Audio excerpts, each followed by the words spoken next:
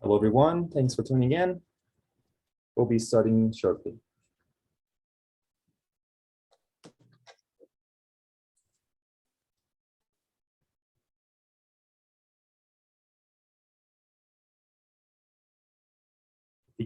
Okay, here it is. Hi, Darlene. Sorry, I think you were under a different name, so that's why we had a problem like finding you. But good to have you right now. Okay, it looks like I'm under your name here too. Yeah, well, you can rename yourself. Actually, maybe I can. But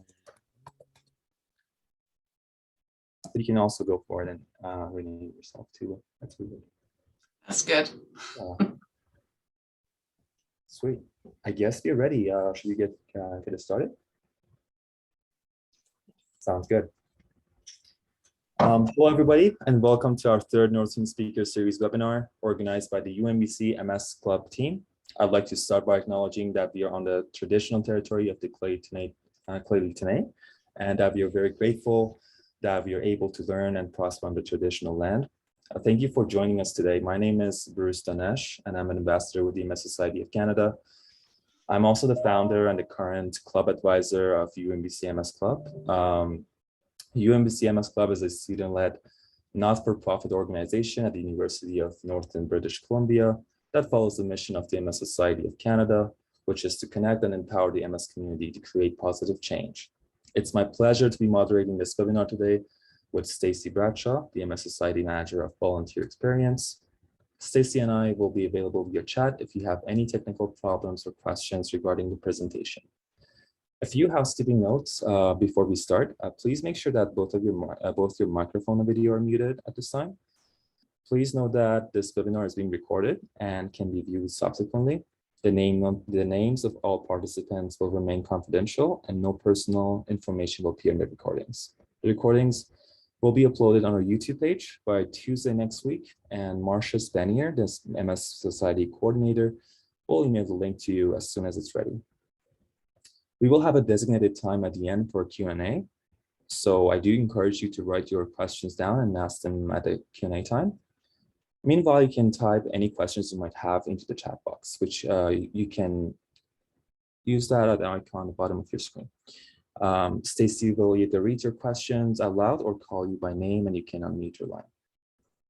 For today's webinar, we are so fortunate to have two astonishing guests, Michelle McCarthy, physiotherapist, and Denise Kendrick, occupational therapist from Djavad Mowafaghian Centre for Brain Health UBC. In the first part of the webinar, we will have Michelle's presentation titled Multiple Sclerosis as Multiple Sclerosis and Exercise.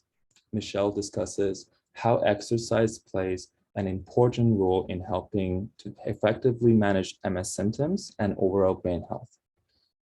This presentation will provide practical exercise tips and suggestions which can be incorporated into the lives of those living with MS to help improve the quality of life. In the second part of this webinar, we will have Denise's presentation titled Multiple Sclerosis and Fatigue. Denise will review the basics of MS fatigue to lay the foundation for understanding your own fatigue experience. She will also incorporate a stepwise approach, which will include strategies that can be applied to mitigate the impact of fatigue on daily function. Before I turn the microphone to our guests, we have another special guest, Darlene McIntosh, who is Clay Tenay elder, and she will give all of us a traditional welcome and open this webinar with a special prayer. To Darlene. Thank you, Bruce, and thank you, Rihanna, for inviting me to this very important topic that will be taking place. So the first thing I want you to do is take a nice deep cleansing breath just to let everything go. We're going into a very important subject, so we want to be wholly present to what will be taking place, and so that we have open minds and open hearts. And this is such an interesting subject and so much to learn about. So as we breathe into our body, relaxing in our chair, letting our chair to support us, we let that breath come to the point of connecting to ourselves at a deeper level. And it's very important. So we, the Clayton Nation, have been on our traditional lands over 9,000 years, as supported by lithic evidence. The changes have taken place over thousands of years, supports the enduring strength, courage, and fortitude of our peoples. Our governance through the Batlats brought balance and harmony with our brothers and sisters of other First Nations people. Clayton clans are Frog, Lasilu, Grouse, Utsu, Beaver, Sa, and Bearsus. Through this system, we know who our family connections are. Through our oral history, the use of legends told of our travels, our hunting and fishing territories, our trading practices with all peoples. May remember and hold steadfast in what Creator's blessed us with, and that is our traditional territories. Our ancestors have always welcomed people to our territories. On behalf of Clayton elders, our youth, community members, and chief and council, it is absolutely our honor to welcome each and every one of you to our traditional territories, all my relations. So in saying that, we want to open sacred space for what will be taking place. So if we, just for this moment in time, if we can maybe close our eyes and bow our heads.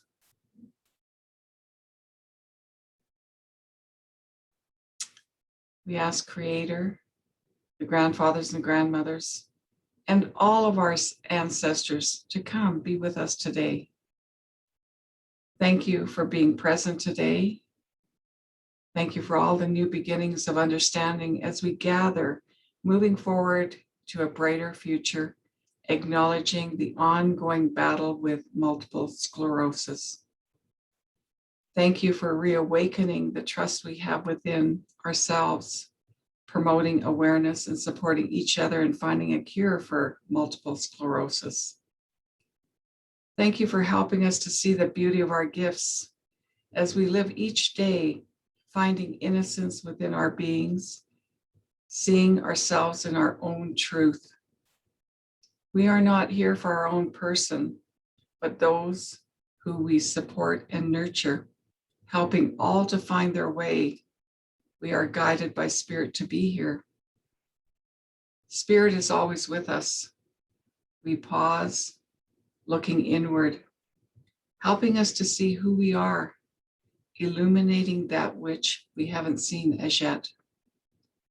We come together here in the north. What is the northern energy? It is about knowledge and wisdom. We take this home with us to share, creating healthy, strong communities as Creator guides us. The ancestors give us the energy to continue, and the grandfathers and grandmothers are always here, ready to be of service. Mother Earth, you are always with us, providing, nurturing, and loving us. We take a moment and send you energy that helps to nurture and heal you. We walk on Mother Earth, leaving no footprints. Creator, you who gave us life, you have taught us to give and receive in balance.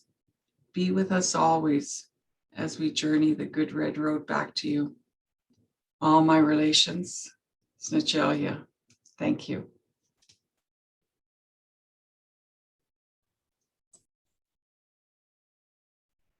Thank you so much, Darlene, for your special welcome. Now we'll hand the microphone to our first presenter, Michelle McCarthy, with her presentation, Exercise and MS Symptoms. Okay, thank you, Bruce, and thank you, Darlene, for the very warm welcome. It's much appreciated. I'm just going to share my screen.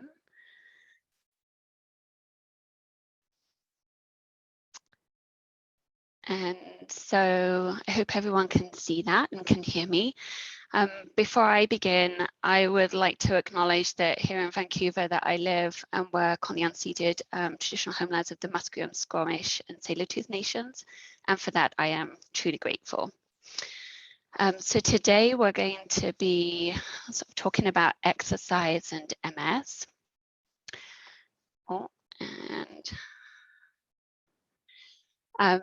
And so what I'd like to do is just to start by talking about the benefits of exercise. Now, I think we all know that we should be exercising. It's sort of something that can give us sort of many benefits.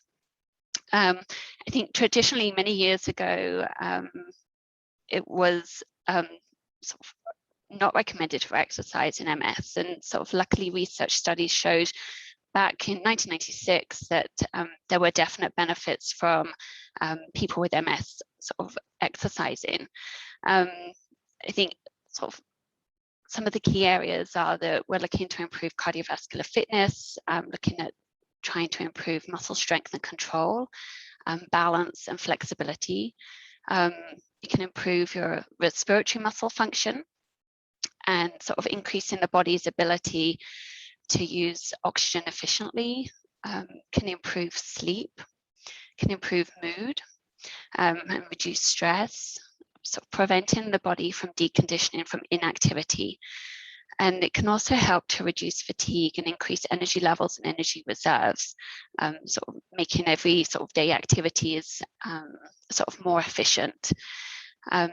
We can look to improve our daily activity performance, and we can also look in assisting bladder and bowel control and weight management. Now, that to say, you can't rely on exercise alone for weight management. You'd have to be exercising a lot for that purely to be looking at that, but it certainly can assist in there. It's also important to remember that we're not looking to exercise to the point of exhaustion. That doesn't help. And that we're working on sort of a graduated exercise plan or program that can kind of gradually help to build up endurance or sort of manage sort of fatigue levels. So I wanted to sort of share some stories that are out there sort of around the world from the MS societies. So this is one from the MS Trust in the UK. And this is a lady who was diagnosed with MS 2003, and she hadn't exercised for quite a while. And the reason I kind of picked this story is to really recognize that it's never too late. It's never too late to start. And as human beings, we all have great intentions of doing things. And I myself can find many excuses not to do things. But sort of when we put our minds to it, we can actually sort of come together with a plan. And it's really looking to sort of search within yourself as to sort of finding things that you really enjoy. Because it's that's going to keep that consistency in sort of in exercising. So we're going to move on. So when we look at sort of how much exercise we should do, what are the guidelines? So there are sort of different guidelines out there. There are the Canadian Physical Activity Guidelines specific for people with MS. And this is really looking at 30 minutes of moderate intensity sort of aerobic activity twice a week and strength training twice a week. I've also included the updated sort of version when they've moved away from the specific guidelines around exercise and started to look at our activity over sort of a daily period. And it also sort of really highlights the importance of getting good sleep and reducing our sedentary activity. So, you know, you can't exercise for your half an hour and then sit for the next 10 hours watching TV. That's kind of not the goal of that. So it's really looking at sort of how we can be more active sort of throughout the day. And it may be that, you know, you're not able to sort of, you know, find time or have energy for sort of a big chunk of exercise, but little bits throughout the day is still beneficial there. So there are also some guidelines that have come just in the last year or so from the US, and it's sort of based on sort of some research and expert opinion, and they have tried to look at sort of exercise and activity with different levels of ability. So sort of from maybe sort of newly diagnosed to sort of further down sort of in the course of the condition. And so they've started to really sort of look at sort of the potential of some more high intensity activity. Is that possible to do that? And certainly with less disability, they sort of have shown and have some recommendations around potentially looking at some higher intensity activity if you're able to tolerate that. So really, when you're looking at activity, it's you want to think about your frequency, you want to think about sort of your recovery period, how long that takes you as an individual, the intensity that you're working on, and that maybe, you know, we're looking at moderate sort of intensity, but if you're starting from a level of no activity at all, you might not be able to jump straight to that. Or if you're a very active person, you may be able to go beyond that. Looking at sort of timing that you'll do exercise for, and then the types of exercise that you would want to sort of navigate there. So when we're looking at this, it's really looking at sort of where you are on your exercise journey. So sort of, are you brand new to exercise? Are you already exercising but need to consider something different?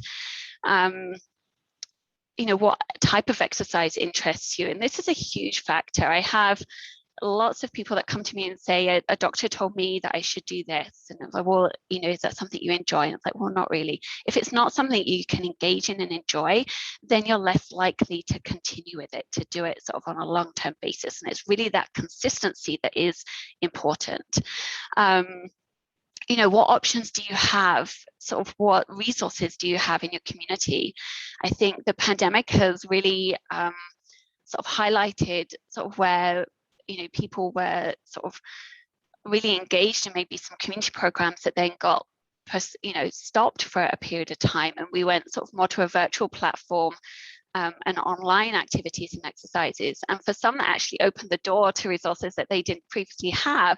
It may be in more remote areas where in your community you may not have had a community exercise class you could go to, but now online you can access sort of many different things sort of across the province and in other provinces. We also sort of need to consider if you have any other health conditions that may impact your ability to exercise. So do you have any sort of musculoskeletal injuries, joint injuries, any sort of heart or lung conditions that you need to consider? And so you really want to sort of talk with your doctor before sort of engaging in exercise if it's something that you're not readily doing already, to really see, you know, is it safe? Are there any things that you need to be sort of aware of, or sort of any restrictions or limitations there? And there are a couple of things that they can do. You can yourself go through what they call a PARQ questionnaire, and some community classes may ask you to do that. And then the doctor can look at a PARMEDX form.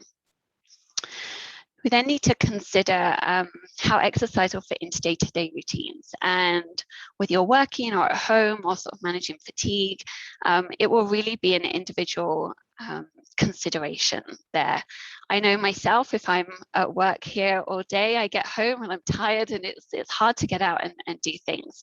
But it's trying to find that sort of schedule and sort of making an appointment with myself, if you like, to kind of fit that into my sort of weekly activities.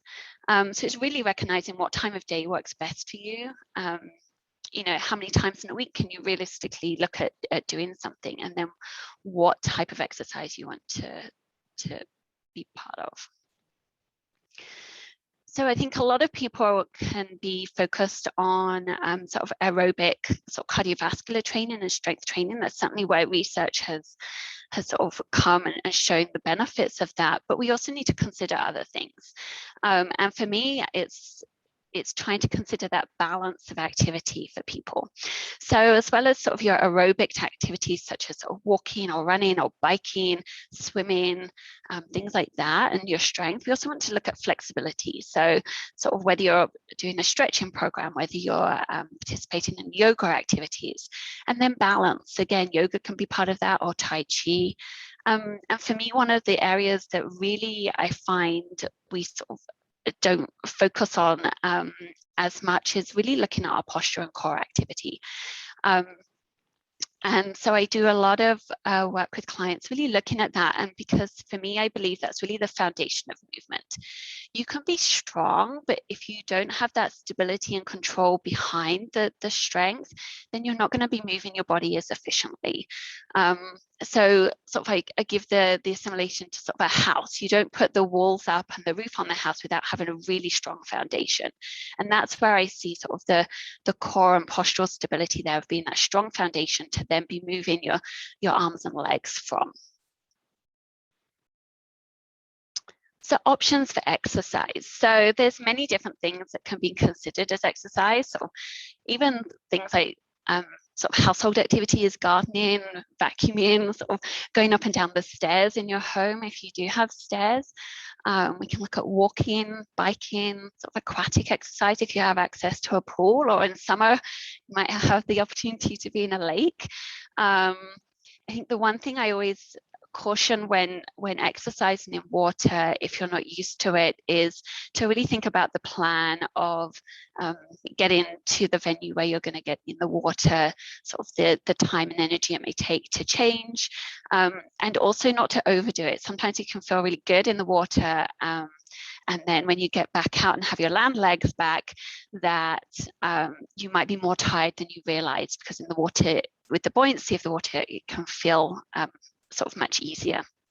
You can look at Pilates and Yoga, MS-specific exercise programs. And with that, what I'm referencing is more sort of things that are affiliated through the societies. And there's certainly some sort of exercise videos to follow along with through some of the MS societies across the globe there. Martial arts, Tai Chi, Qigong, a lot of people will look into those again from a balance perspective, also sort of from a mindfulness, sort of be that body awareness is sort of really key there. And then you may be interested in sports. I think there's definitely the picture of the dragon boat race in there, and I have clients that are part of that here in Vancouver. I know there's also one in Victoria, but it may be that you like tennis or badminton, or I have quite a few people that have tried pickleball, which is something I'm very intrigued to get out there and try.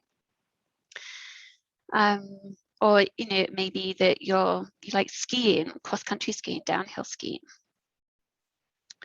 So again, a couple of sort of quotes, just looking at some things from the other societies. So it's reminding us that it doesn't have to be going to the gym. And I myself, as a physio, you may not believe it, I do not like the gym as a place to exercise. That's not my area. That's not what I love. It's great if you do, but I know for me that it's not my fit. So I have to find other things. And it's remembering that exercise is a broad range and it's really individual to you.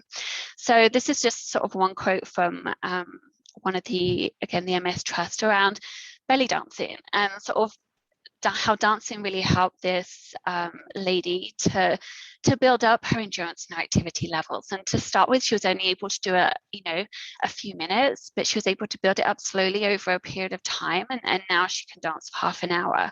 Another person who really engaged in walking with their dog, and that's a great way sort of to get out.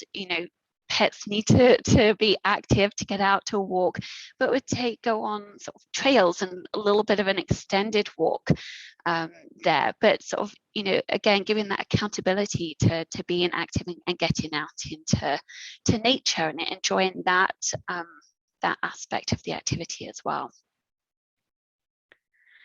So here, these are hyperlinked, so I can share this with you, or share it with Bruce to share with people. So these are some online options here. So stemming out of the centre here, we have the BC Brain Wellness Programme, which is a free programme that's been generously funded through donations.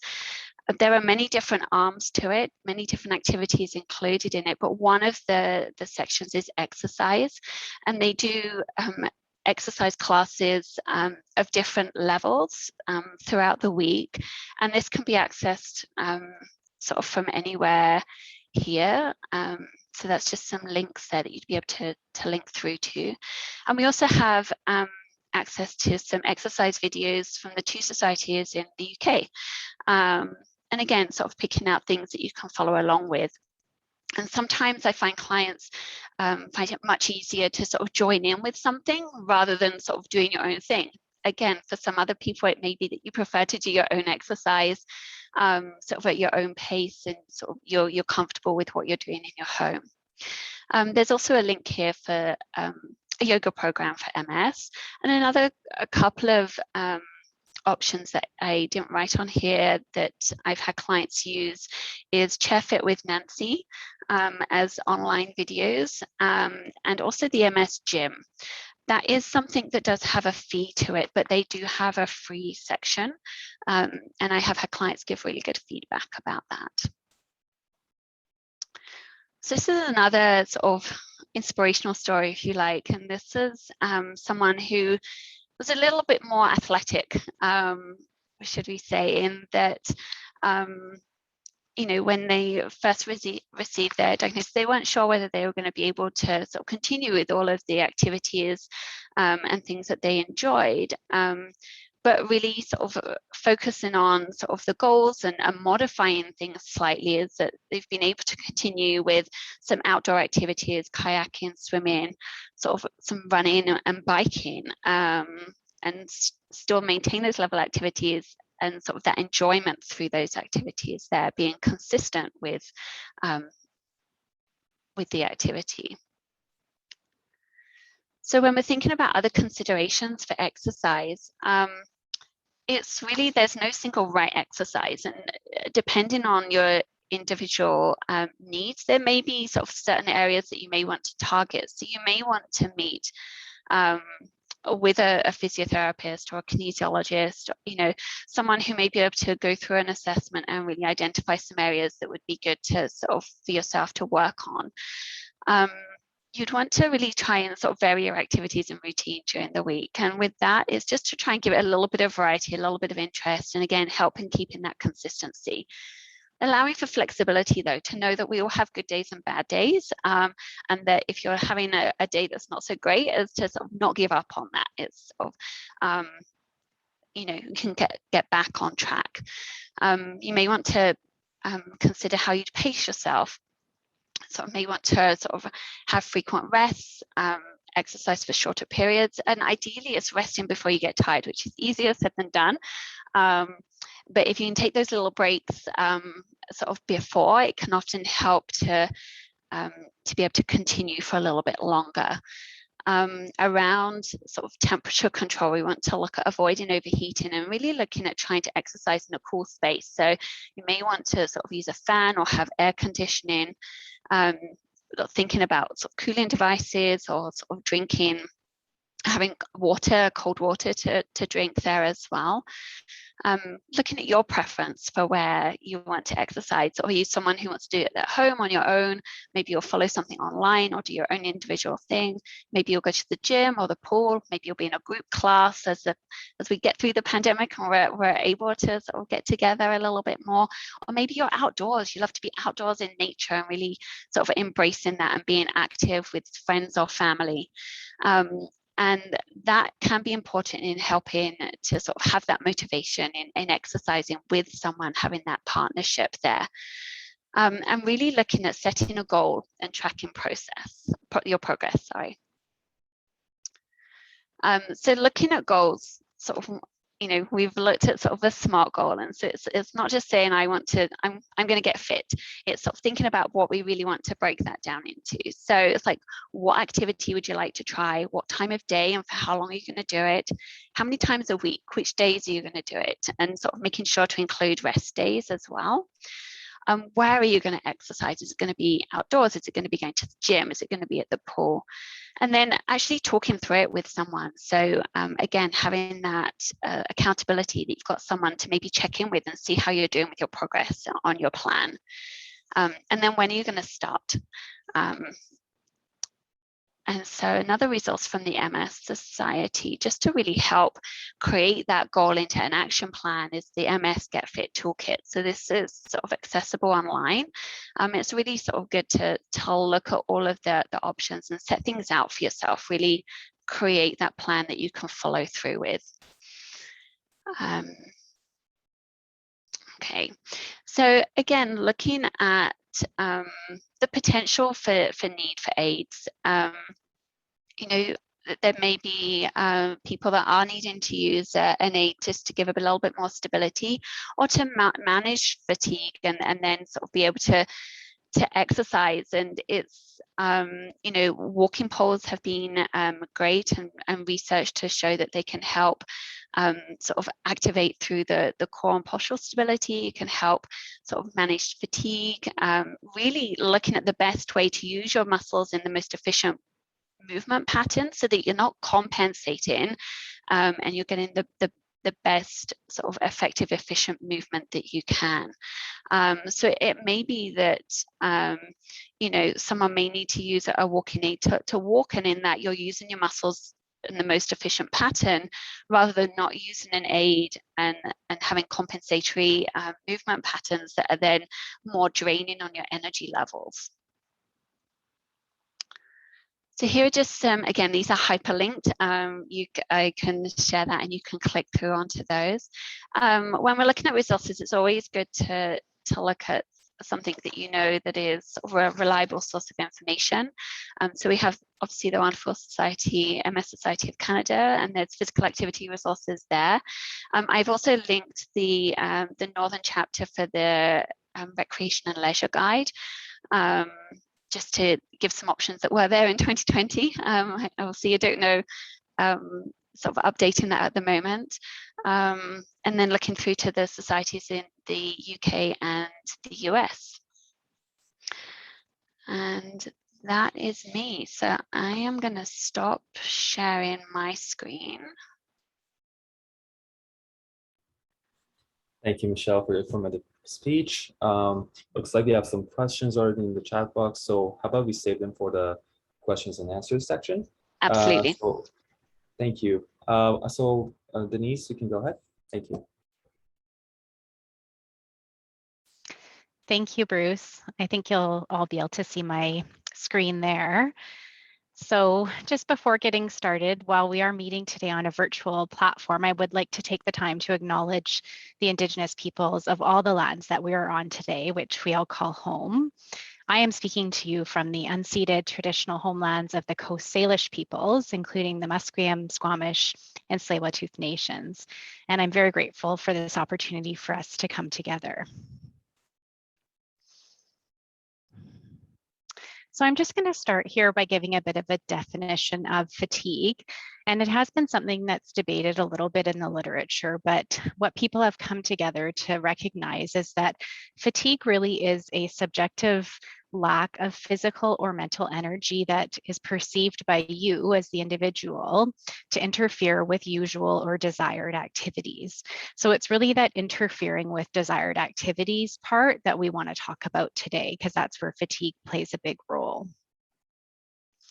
So we'll just get some facts out of the way. I won't spend a ton of time here because you can read a lot about this online, but a very high percentage of people with MS do experience fatigue, up to 95% in most studies. And a lot of people will tell you that fatigue is their worst symptom, or it's the symptom that they find the most frustrating or bothersome. It's typically out of proportion to the activity. So a lot of people will tell me that even just something like taking a shower, which shouldn't be typically something that causes a high level of fatigue, might require them to sit down for half an hour and kind of recover from that after. It's one of the most invisible symptoms of MS. So it's something that's hard to describe to other people. It's hard for other people to see, and it's not easily measured either. It does affect everyone differently, and it hasn't really been shown to be related to level of disability or progression of disease or even number of lesions or location of lesions. It tends to be something that worsens most other symptoms. So you might notice that when your fatigue is higher, you have a more difficult time finding your words, or your balance is a little bit more off, or you become a little bit more irritable.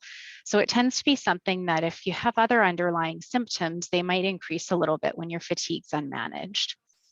It's one of the major reasons people stop working. So we won't talk too much about that, but you do have to consider you're working, you're managing your MS and your quality of life. And so for some people, they get to that point where they say, I could continue working, but at the expense of maybe having those other quality of life pieces, or at the expense of managing my MS well. And that's usually because of the fatigue. Fatigue also fluctuates a lot. So it'll fluctuate, for a lot of people just during the course of a day. It'll fluctuate from one week to the next, and even just over the course of life with MS. You may notice periods of higher fatigue and then periods of fatigue that's a little bit better managed. So when we talk about fatigue, we really talk about it in the sense of 3 different types of fatigue. The most obvious is the physical fatigue, and I think that's a really easy one to wrap your mind around. People might describe it as more of a central fatigue, so that's just a feeling of whole body fatigue. People will tell me, I'm sitting on the couch and I'm just so exhausted, I can't imagine getting up from the couch. So that's really what we think of as kind of a generalized whole body physical fatigue. There's also a more sort of specific fatigue that we might call motor fatigue. It's also sometimes called neuromuscular fatigue or peripheral fatigue. And that's really specific to different parts of your body. So for some people, that might be that, after walking for 10 or 15 minutes, their right leg starts to get more tired, and the muscles specific to the right leg start to weaken a little bit, and they have a bit of a harder time picking up that leg while walking. So that was something we'd call a bit more of a focal or motor fatigue. And then we get into the types of fatigue that aren't talked about as much, or maybe not as obvious. So cognitive fatigue is a big one. So usually what happens here is, as we progress throughout our day, our ability to think becomes a little bit more difficult or cloudy. So people might describe this as a brain fog. And this can happen within a specific task itself. So something like this presentation, so focusing for an hour on a Zoom presentation, over the course of this hour of attending to the content, thinking about it, engaging all your different cognitive processes, you likely will experience some cognitive fatigue. But it also happens over the course of a day if we don't give our brain a break. And then emotional fatigue is probably the least discussed type of fatigue, but that's really just, having a little bit less energy for emotions, or having our emotions cause us more fatigue. So people will often tell me, like, I'm more irritable than ever, or I become more easily frustrated, or I'm likely to cry a lot easier than I used to cry. And that's that our emotions maybe are just a little bit more on the surface, and fatigue can lead to that. It can lead to people feeling a bit more easily emotionally drained. So how do we go about managing or treating fatigue?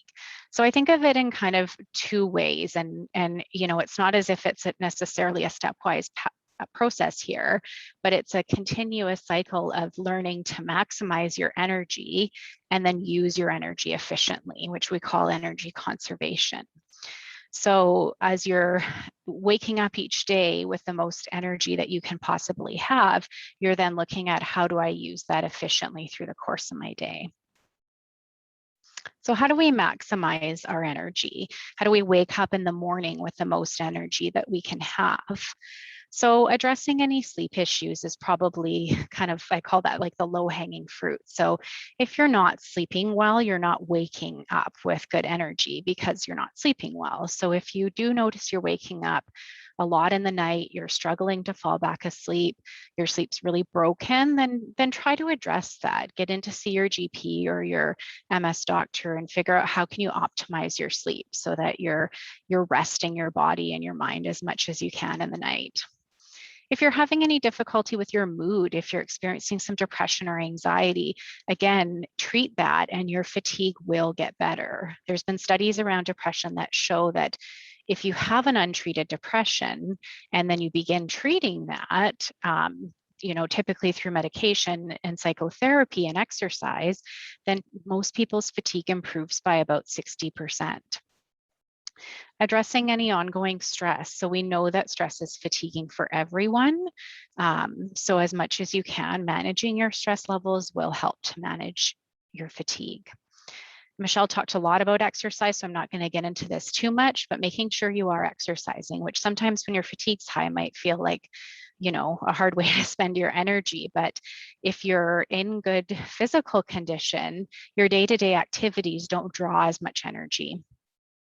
Making sure you're eating healthy, you're staying hydrated. Those are also important in terms of managing your energy levels. And if you're affected by the heat, which a lot of people are, trying to manage that. So in the summer, trying to spend time indoors where you can have a bit of a better temperature control. So how else can you maximize your energy? I think it's really important to do things you enjoy doing as well. So, you know, a lot of times as I call it your energy envelope, as it gets smaller and smaller, you end up spending more and more time doing the things that you really feel like you have to get done in your day. And often the things you enjoy doing kind of fall off of that. So make time for the things you enjoy, because those are the things that are going to boost your serotonin. They're going to improve your mood. They're going to give you energy back. So I have yet to meet somebody who gets an energy boost from vacuuming. So if you can get that off of your list and instead do something you enjoy, like maybe going for a walk on the beach, that might give you a bit of energy. Also, in doing things you enjoy improves your sense of self-efficacy. So it makes you feel like you can make change in your life and you can feel positive about that. And there's a lot of evidence around this concept of reward as well. So if we reward ourselves, even with something small like a cup of tea, that actually reduces the perception of fatigue during an activity. So try to reward yourself, especially when it comes to things that you don't really want to do. So now we're going to switch gears a little. We've talked about how can you have the most energy at the beginning of your day. How can we conserve the energy as well and use it most efficiently? So the first way is to incorporate true rest. So that's physical and cognitive rest. Learn how to pace yourself, and then learn how to be a bit tricky and reduce the energy demands of everyday activities. So we'll talk a bit more about those. So the really important thing is to learn how to rest. And most people, you know, me included, aren't great at this. And we think we're resting, but really we're just sitting on the couch on our smartphone, scrolling through social media, or, you know, trying to rest, but not really resting. But when you have physiological fatigue, you do need to rest. You're going to recover slower if you wait until you crash and you've hit that wall to rest. Our brains don't work well when they're overloaded. So when you get to that point of being highly cognitively fatigued, your brain's not working well anyways. So take a break and then get back to it. Fatigue's going to worsen most other symptoms if it's not well managed. So rest to avoid that, and to try to get out of the boom and bust cycle, which we'll talk a bit about. So how to learn to pace yourself. This is kind of, I'd say, one of the more important ways to manage your fatigue, but figure out what is your activity tolerance on an average day and try to avoid comparing that to other people. Avoid thinking that you should be able to do certain things, or avoid this idea that you need to be productive in your days. I remember when I was training to be an occupational therapist, there was a lot of talk about doing different activities and how there's a lot of emphasis that we place on the doing, and really we need to think about the emphasis on the being. So sometimes it's okay to just be and not necessarily do.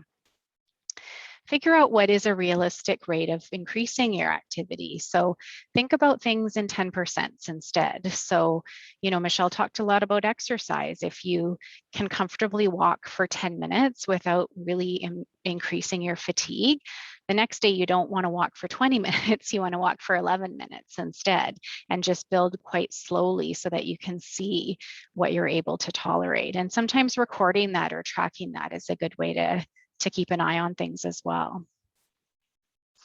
So I just put this quote here that I found from the MS News today. A woman saying, I give myself long periods of what I call white space on my calendar, so I don't try to cram in a bunch of work. Instead, I let the work fit around my life. If I can't finish something, I don't try to push myself to finish it. I'll come back to it later. So I thought those are really wise words. And I like the concept of building in white space in your day. So it's designated time for rest as opposed to resting once everything you need to do is done. Another way to think about pacing is just considering the 2-hour rule, which is kind of the concept that if you've expended a lot of energy and you rest for a couple hours, and after that couple hours, you still can't imagine resuming activity and your fatigue remains high for the rest of the day or even into the next day, you've probably overdone it. Avoiding multitasking is another good way. So when we're trying to do 2 things at once, so maybe we're cooking a meal in the kitchen, but we're also trying to have a conversation with our children or our spouse, that's draining more energy than just cooking a meal and focusing on that one thing. So as much as you can, avoid dividing your attention or rapidly going back and forth between 2 things because you're less efficient, you're using more cognitive energy. We talked about using rest as a prevention. And then another way to look at pacing yourself is not necessarily to do less, but to really try to balance the activities based on the different demands that they have. So I gave an example here of walking the dog. So you could take your dog for a walk in a quiet park, which might still have high physical demands, but the cognitive and emotional demands of that are quite low because you're in a nice quiet park, you're not talking to anyone. Conversely, you could take the dog for a walk with a friend along a busy street, maybe in a bigger city, and suddenly the cognitive demands and the emotional demands shoot up. So that activity of walking the dog suddenly draws a lot more energy from you just based on that context piece. So think about that and kind of become a bit of a detective and think about how you're doing things. So I won't spend too much time on this, but this is the kind of boom and bust cycle that we often get into, where we have a good day. So we think, oh, I've got a lot of energy. I'm just going to do as much as I can and, get all the things done that I couldn't get done in the last few days because I'm feeling good. And then that results in an increase in your fatigue and a period of prolonged rest. So it might mean then that the next day you have higher fatigue than usual, and you've got to rest more to then recover and have another good day. So that cycle can become a bit discouraging. So as much as you can, try to break out of that and instead just pace yourself a little bit better throughout your week. So how can we reduce energy demands of everyday activities? So I like to think of it in 2 ways. You can either change the way you're doing something, or you can change the space you're doing that activity in. So a good example here on the bottom right corner of changing the way you're doing an activity is someone might sit to take their shower instead of standing, because that requires less physical energy than to stay standing in the shower, because they're no longer having to think about their balance and, closing their eyes while they're shampooing and things like that. Another way to consider it is changing the space. So I've got an example on the top right there of someone turning the radio down while they're driving. So driving requires a lot of cognitive energy. It's a highly cognitively demanding activity. So let's reduce all the noise. So let's turn the radio down. Let's make sure we're not having a conversation so that we're setting that environment of the car up in a good way that makes the activity of driving use less cognitive energy than if we're trying to tune out the noise. And then also considering good body mechanics. So Michelle talked a bit about this, but maintaining good positioning when you're moving around your home and in your different spaces. So, if we can, avoiding frequent bending and twisting, sitting rather than standing, or using big muscles rather than small muscles will help to conserve some physical energy. So I've just put up here an example of something you could consider using if you want to become a bit of a detective and think about the activities that you're doing. You could start even by choosing something that you find annoying. I find that if you think of things in terms of annoying, an activity that you find annoying, that's a good indication that maybe you can change something about that. And then really think it through, like, is this something you want to be doing? Is this something you can delegate to someone else? What can you change about how you do that activity to reduce the energy demands of it? And maybe that might be changing the time of day you're doing it, or maybe changing the way you're doing it.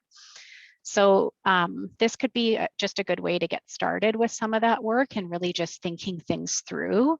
So we often go on autopilot and we don't necessarily think about why we do things the way we do. So this is just encouraging you to do that a bit more. So in terms of take-home messages, I think it's just important to realize that fatigue is real and it's related to the disease. So it's not being lazy, it's not, you know, a motivation issue. It really is a true physiological entity. Everyone's fatigue experience is different. So I have a lot of clients I work with who experience mostly cognitive fatigue, but physically they could walk for hours without having any difficulty. Others have more physical fatigue and not so much cognitive. So it's different experience for everyone. And you really can't push through fatigue. So, you know, if you continue to push even when your fatigue is increasing, that's when you get into that boom and bust, and that can be kind of discouraging. When you can, alternate activity with rest. So build in those white spaces in your calendar where you can really punctuate your activity with some rest. So I always think of transitions between activities as a good place for that. So if you're running a bunch of errands, when you get back to the car, instead of just continuing on to the next place, take 5 minutes in the car, put the seat back, close your eyes, do some deep breathing, and use that 5 minutes of rest, which will hopefully recover your energy levels a little bit better so that you're not continuing on this downward loss of energy throughout your day. Rest and relaxation aren't the same thing. So engage in relaxation, watch TV, spend time on your smartphone if you enjoy that, listen to music, do all these relaxing things, but make sure that you recognize those aren't true rest. So build in some true rest in your day where you really just turn your brain off, let your body rest, and let that information processing that we do all day long stop. Managing fatigue doesn't mean doing less, it's just doing things differently. So get creative of how you do your activities and how you manage your day so that you can, you know, still continue to do the things you want to do and hopefully the things that you enjoy doing. And recognize that it does take trial and error. So, you know, learning to manage your fatigue is going to be something you do over the course of having MS, and it might change. And, you know, it's important to give yourself the time to try things out in a different way and communicate that to the people in your life that, you know, hey, I'm trying things a little differently. So don't talk to me while I'm cooking dinner. I want to see if this helps my cognitive fatigue, and give that, you know, do a little bit of these mini experiments and see how that works. And then in terms of next steps, so I think Michelle and I really wanted to just hopefully give you guys some encouragement to set some goals in terms of your exercise and managing your energy levels. And a good way to do that is to think about who can support those goals. So you've got a really big community out there through the MS Society, your friends and family, and then people that are part of your healthcare team as well. So really think about what you want to work on and who are the people to bring into that. Because it's really challenging to make these changes on your own, and involving others really increases your chance of success there. And we've also included our email addresses at the bottom. So, you know, both Michelle and I are happy for you to connect via email if you have any questions that don't get answered during today's talk, or if you'd like us to look for any resources or ways that you can get support in your local communities as well. So thank you. Thank you, Denise, for your presentation. Now, if you have any questions for our guests, the easiest way is to type in the chat box, and Stacy will ask you to unmute your line or read your question for you. Yes, thank you so much, Michelle and Denise. Always such great practical information that you provide. We really appreciate it. And I can see from the chat, people are engaged. Okay, so the first question I see was specifically for Michelle, and it is, what is the difference between resistance training and weight training? Does it change the muscle activity? And then there's another little note, strength/resistances. So yeah. Yeah, so I think, you know, it can be tricky with terminology, and I think weight training specifically can be more that you're sort of using a bigger weight and lower reps and really focusing on that that side. Resistance training can be seen as more of a functional training, where your resistance may be your body weight, it may be resistance bands, it may be dumbbells. What I will also work with people on is around, it's not necessarily just about the strength, but the control of movement.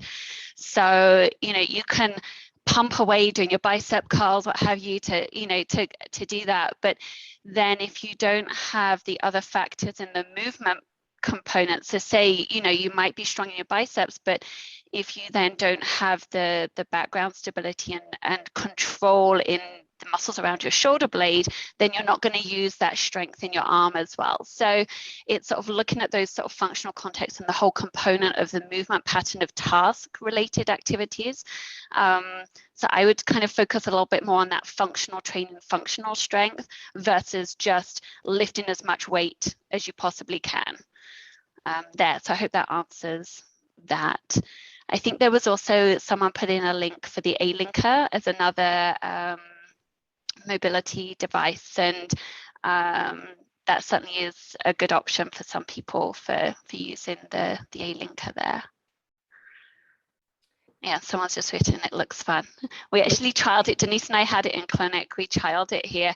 And I would say that the one thing I really liked about it was its ability for you to step backwards, which can often be something that can make people quite unstable and off balance. And it was actually sort of that you're still walking and using your legs, but you're giving a little bit of support. So great. Yeah. Thanks, Michelle. There was also a question about the link to the chair fit that you mentioned with Nancy, and thank you so much. It looks like you dropped that in the chat, so people feel free to pick up that link if you're interested. Just a comment, I guess moving along a little bit to Denise's presentation. So a comment in the chat about the movie on Discovery Plus introducing Selma Blair really showed how fatigue and stress affected symptoms. So just sort of confirming what Denise shared with us. What else? Looks like a lot of thank yous, ladies. So thank you so much. Does anybody have any questions that they would like to maybe take themselves off mute and ask one of the ladies? We probably have time for one more question. It looks like we're just rounding the hour. So anybody have any other questions that they have or comments? I have a question. Great, go ahead, Dave. Michelle, so I ride mountain bike, and I noticed that I have, so you have to maintain a static position, so kind of like skiing or snowboarding. And my left leg, say, tires out in 20 seconds after starting a static position. I know that it's nerve involved. Is there a way that you can overcome that, or at least make the time longer before your leg fatigues? And I mean, I'm sure that goes to lots of people, like walking or push-ups or whatever. Like eventually, anybody with nerve involvement has that issue. So is there a way that I can make that last longer before it fatigues? Potentially. I mean, it is difficult without sort of exactly seeing your movements per se, but I think that will go back to thinking around that the postural control and stability. So those sort of background muscles, those slower contraction rather than your fast twitch muscles which do the action, it's that sustained positioning there. So it may be that there may be some exercises that can help target sort of, maybe it's around, I often find a lot of people have, maybe some hip flexor weakness, but not just the hip flexor weakness, the control around the pelvis and the lower abdominal wall.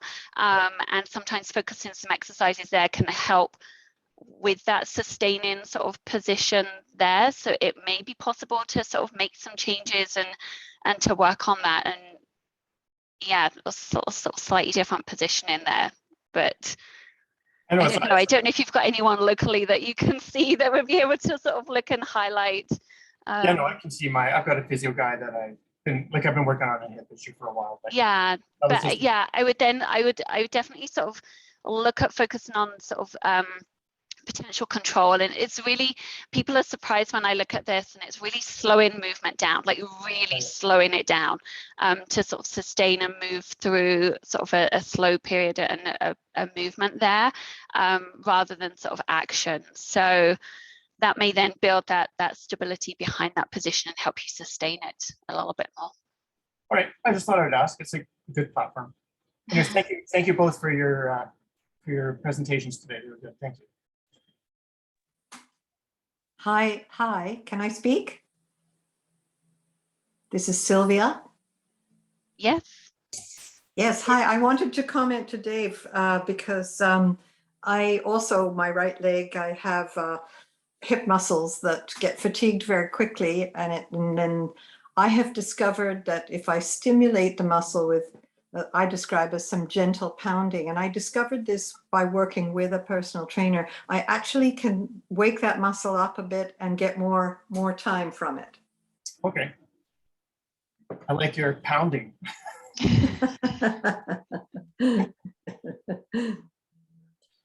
Gentle pounding. Gentle pounding. What do you use for your gentle pounding? Like a ball or a roller, or like one of those therapeutic massage guns?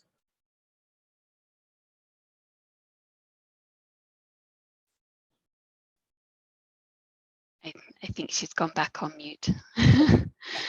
Sorry about that. I find that what will happen, I know I have a limit of 2 kilometers that I can walk, and if I find myself taking a route that is a bit longer and I have another 0.3 of a kilometer to get home and the leg is dragging, if I just take my fist like this and pound it for a moment, it will continue that little extra bit. Okay. Thank you. Very well. Looks like we are at the end of the presentation. Thank you everyone for joining us today. Again, we kind of short on time, so lots of thank yous to Denise and Michelle for joining us, and to all of our participants. I hope you guys have a great day. Thank you. Thank you. Thank you. Thanks, everyone.